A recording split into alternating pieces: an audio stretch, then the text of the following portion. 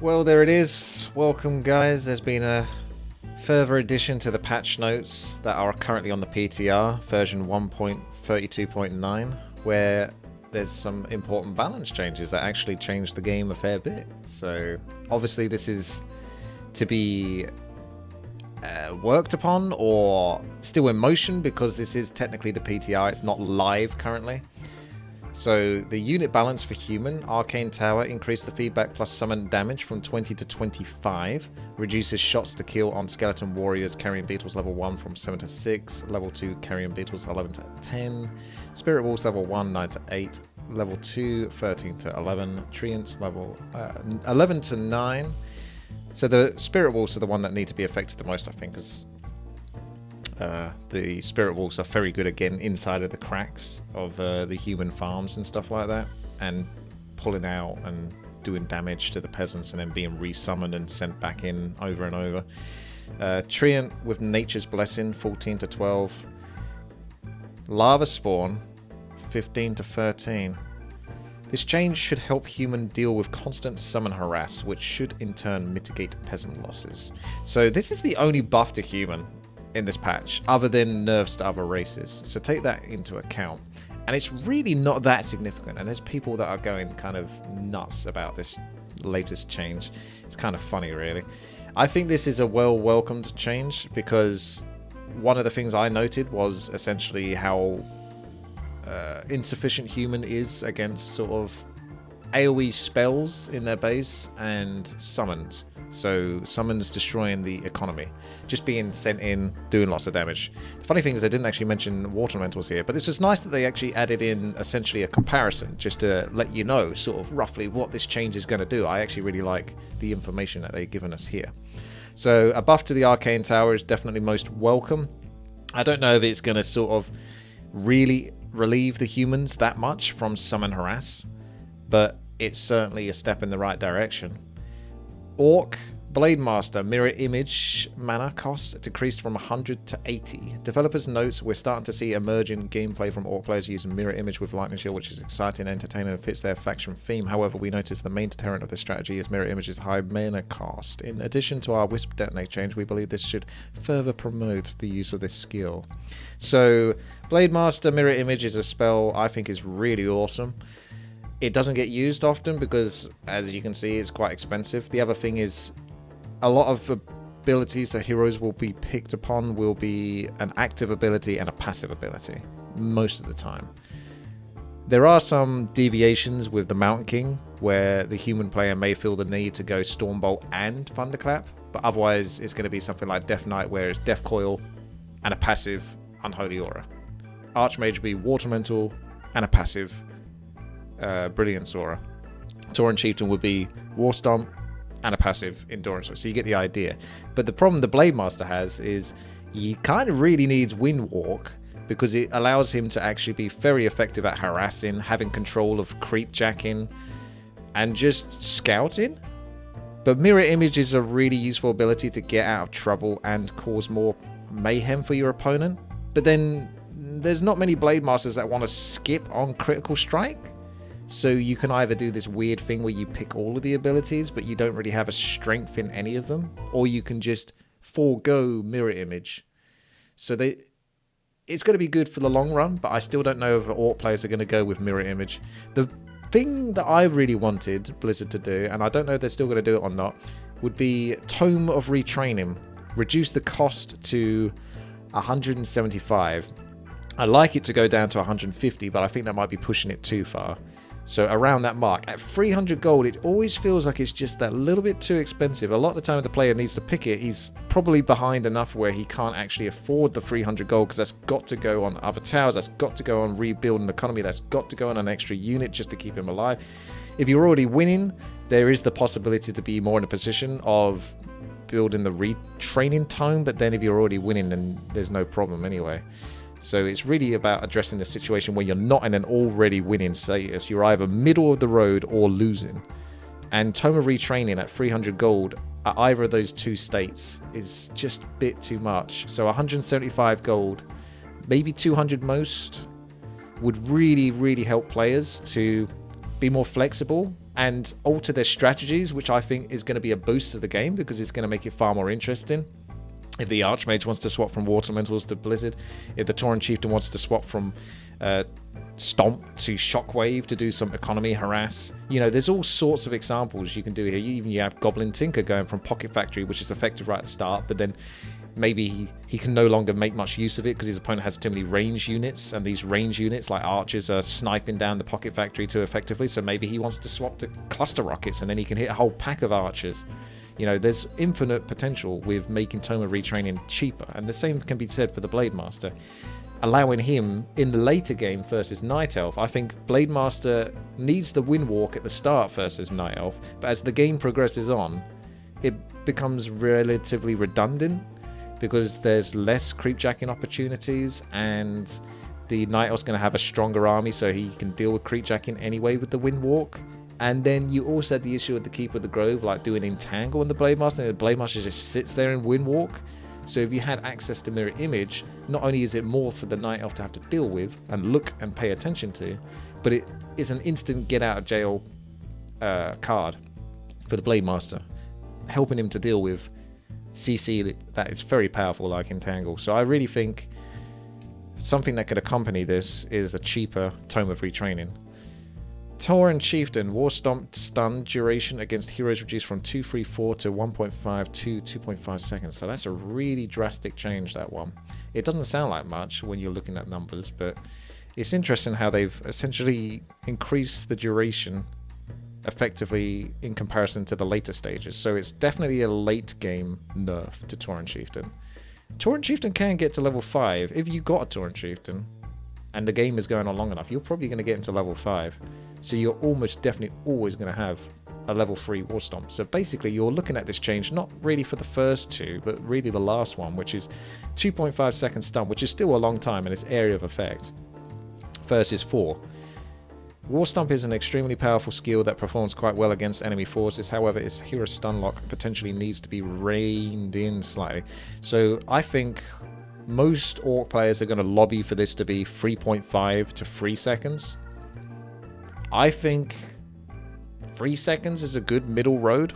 I do agree that 4 seconds is slightly too long. I've seen a lot of games where it does feel like it lasts just that little bit extra versus a hero kill. So your opponent doesn't really have much of a counter to being stunned. That's kind of the downside, right?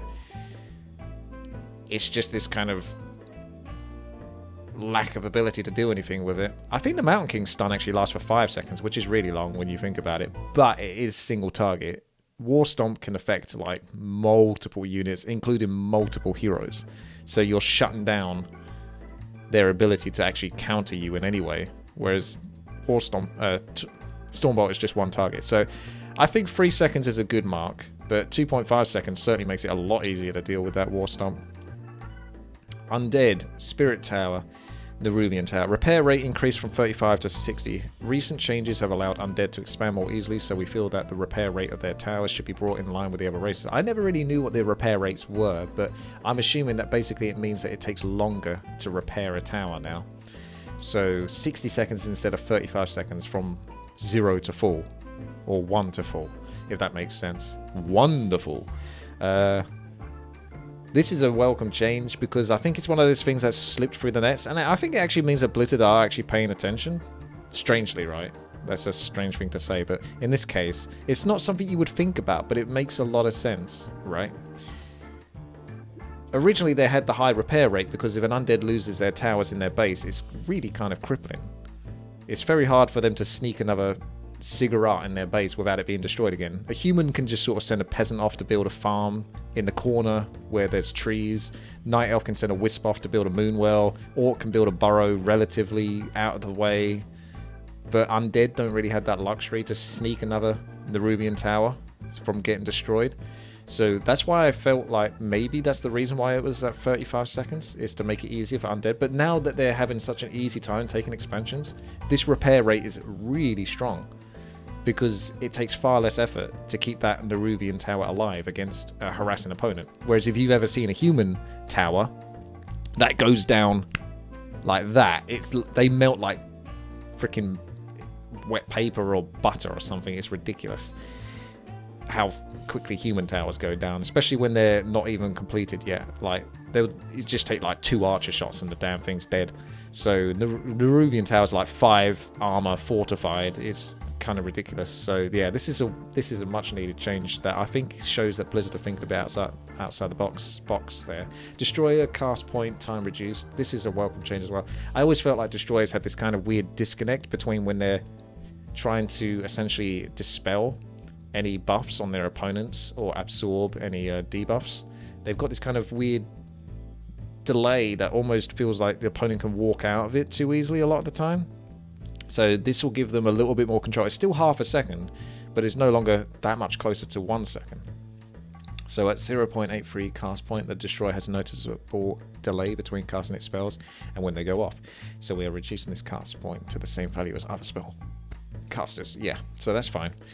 Crypt Lord, burrow ability for carrion beetle, level 2 and 3 requires the burrow upgrade. I'm not sure if anyone actually mentioned this one, but it's actually a really cool change.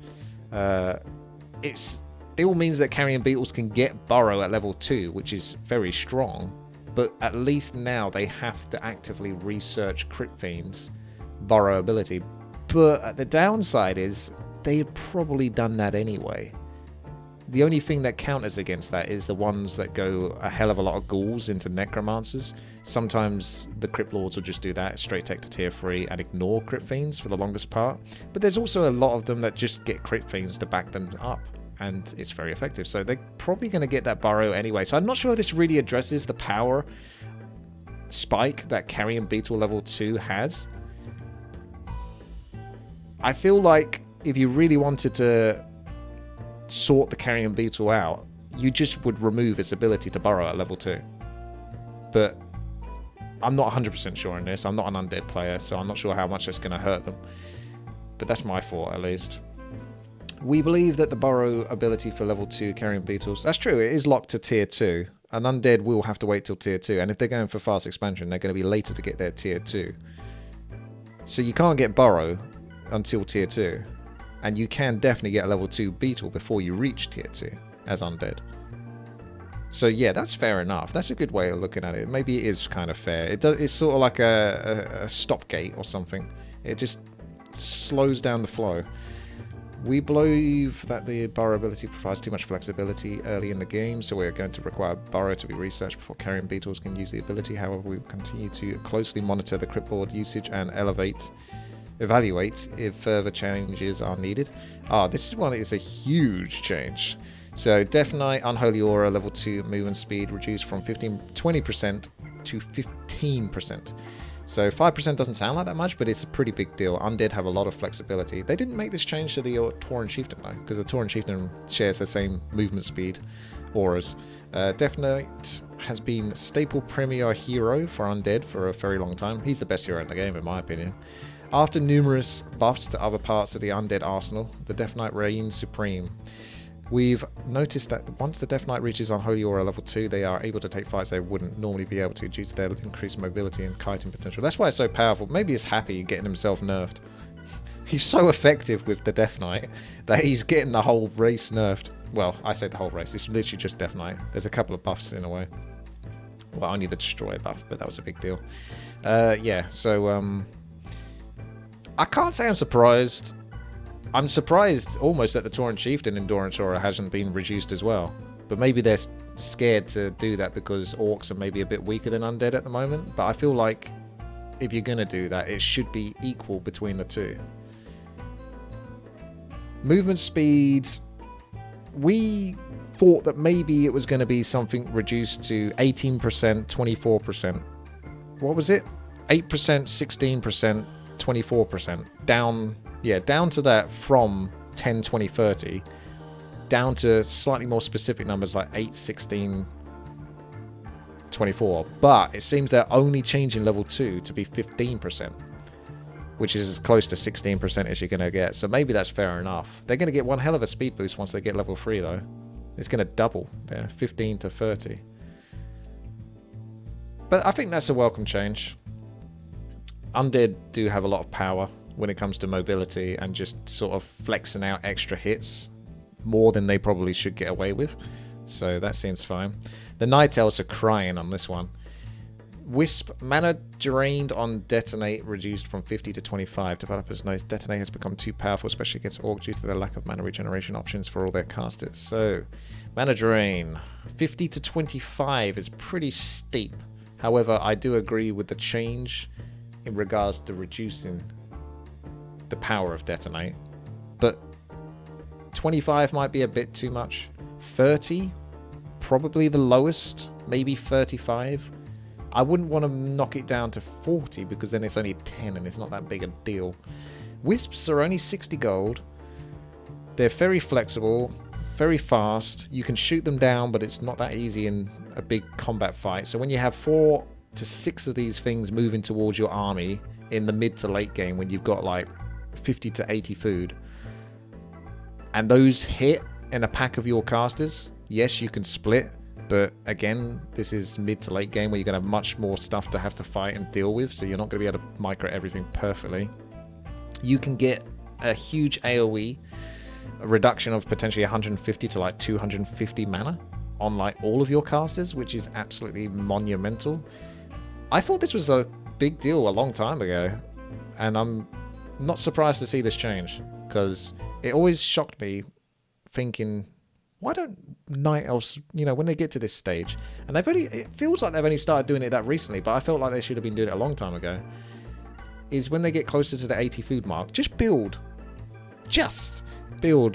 4 to 6 extra wisps and have them almost always near where your army is. So whenever that inevitable fight breaks out, because when you're at that stage, there's normally like battles in the early game, then battles a little bit beyond that point. But then you sometimes have this big sort of gap where the 2 players are then remaining to finish off the remaining creep camps. And it's at that stage that the Night Elf then produces the wisps and has them ready to enter into the next fight, because the next fight is going to be a big one. So when you have 5 or so wisps, it's a big deal detonating. So yeah, I would say knock it down to 30, maybe 35. I think 25 is too low, but they're still good, man. Wisps are still always good. Druid of the Claw, bear form, once again increased in damage by 1, because they're slowly trying to edge bears back into the battlefield. I don't think bears are bad, though. It's just the meta has changed to the state where piercing is really good. And there's a lot of piercing. And it's easier to kill things with piercing and good micro. And micro has improved over the years. So now melee units like bears aren't needed so much, because you can actually sometimes deal with them. It's almost like going back to old school Reign of Chaos, except now you have players with such good micro, they can have the same effectiveness as the Reign of Chaos. Because back in the day, Reign of Chaos, archers used to do like 200% damage to Taurens or something stupid like that. So you would just go mass archers versus tier 3 Tauren. And you kind of got a similar-ish deal happening these days, but it's not because they do extra damage, because they don't do extra damage these days. It's just because the micro is still so good. It's got so good that they can be almost as effective as they were when they were doing 200%. Yeah, so that's fine. Give people more bears, whatever. Chimera, friendly fire removed. Developer notes, between the Frostworm, Griffin Rider, and the Chimera, only the Chimera does friendly fire. We feel this is an unnecessary component of the unit. I think this is fair enough. Friendly fire from Chimeras was annoying, especially in team games as well, when some guy just goes mass Chimeras and you've gone Knights or something, and they just obliterate all of your Knights by focusing down the hero of the enemy person that you surrounded or something with their Chimeras. Yeah, that's fine. It'd be interesting to see Chimeras in games more often, and I feel like they don't gel very well with bears at all.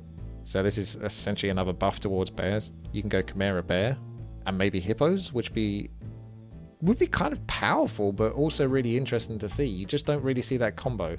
Bears on the ground, Chimeras in the air for damage, and Hippos for anti-air, with maybe a few Dryads and Archers to back it up.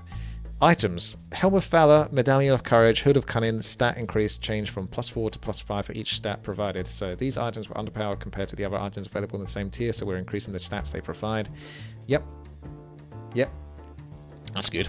I can't argue with that. +5 to strength and intelligence, or strength and agility, or intelligence and agility, etc, etc. That's good. That makes those items slightly less redundant, because most of the time people just want an aura item or something like that.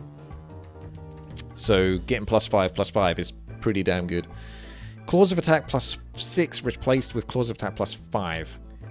This, I think, is the biggest change out of all of these. And this includes potentially even War Stomp, which is possibly the next biggest change. This is a really good change. I don't really like to see Claws of Attack being nerfed because I'm not sure how it's going to affect custom games. I hope it doesn't affect the base of custom games, so then those get reduced, because that can also affect how those play out for me personally. But also, it's fun to see as much damage as possible on a Blademaster, but he can always reach that with the +9 and the +12 claws instead of the +6. So this is really a really welcome change to the early game. There's a significant power spike between a hero that has Claws of Attack +6 or one that has Mantle of Intelligence or, you know, the +3s or a Ring of Protection, which is definitely not wanted so much. So the ability to poke and do extra damage is really critical in the early game, and +6 damage doesn't sound like much, but it's a lot. Especially if you get 2 of them, or Gloves of Haste. You can do a surprising amount of damage with just extra 6 damage. At the highest level of the game, you can honestly do a lot of damage. So reducing that to +5 is a really, really good change. It doesn't nerf it so much, but it nerfs it enough that it's no longer easily the best item to get in comparison to the other of its tier. Puppy patch notes, hi. What are you talking about puppies for, man? Willaflex, thank you very much there for the sub. First is removed Ring of Protection +2. Oh no, yeah, we've already seen these changes. So these are basically the changes. It's the items and it's the balance changes for Night Elf, Undead, Orc, and Human. What do you guys think? Let me know. I think all of these are most welcome. I feel the only thing that is maybe a bit too harsh is the War Stomp and the Wisp mana reduction. Otherwise, everything else is fine.